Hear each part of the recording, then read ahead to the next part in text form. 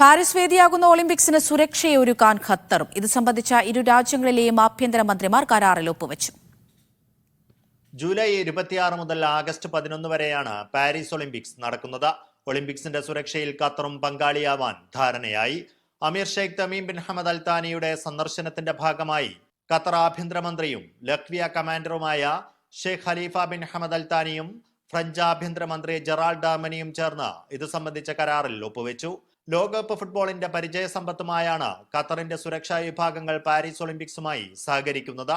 കരാർ പ്രകാരം patrolling, national operation centre, കുതിര പോലീസ് നിരീക്ഷണം, ഡ്രോൺ, സ്ഫോടക വസ്തു നിർവീര്യമാക്കൽ, സൈബർ സുരക്ഷാ അനലിസ്റ്റുകൾ, ബോംബ് സ്ക്വാഡ്, തീവ്രവാദ വിരുദ്ധ സ്ക്വാഡ് എന്നിവയുൾപ്പെടെയുള്ള സേവനങ്ങൾ ഒളിമ്പിക്സിന്റെ സുരക്ഷയ്ക്കായി നൽകും. സുരക്ഷാ വിന്യാസവുമായി ബന്ധപ്പെട്ട ക്രമീകരണങ്ങൾക്കും മറ്റുമായി ഖത്തറിന്റെ വിവിധ സേനാ ഉദ്യോഗസ്ഥർ പാരീസ് സന്ദർശിച്ചു. Media 1 Doha.